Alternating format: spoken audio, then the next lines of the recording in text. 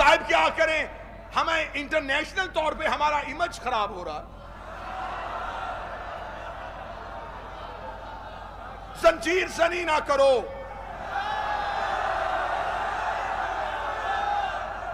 कमा जनी ना करो।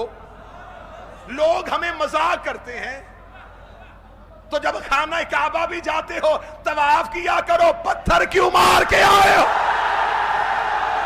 इतना लहू बहाने से, इतना लहू बहाने से हमें क्या मिलेगा?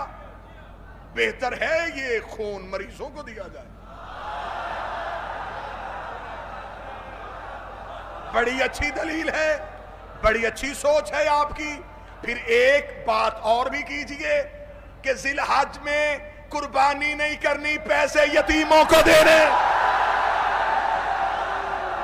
जाहिलो, ब्लड बैंक मरीजों का खून नहीं लेता, हुसैन मरीजों का लेता है, शिफा दे के वापस कर देता।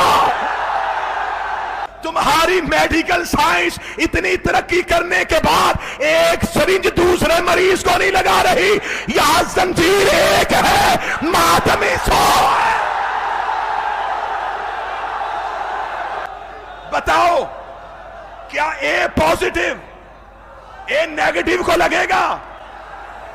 तुम्हारे ग्रुप नहीं मिलते, हमारा एक ही ग्रुप है, या हुसैन।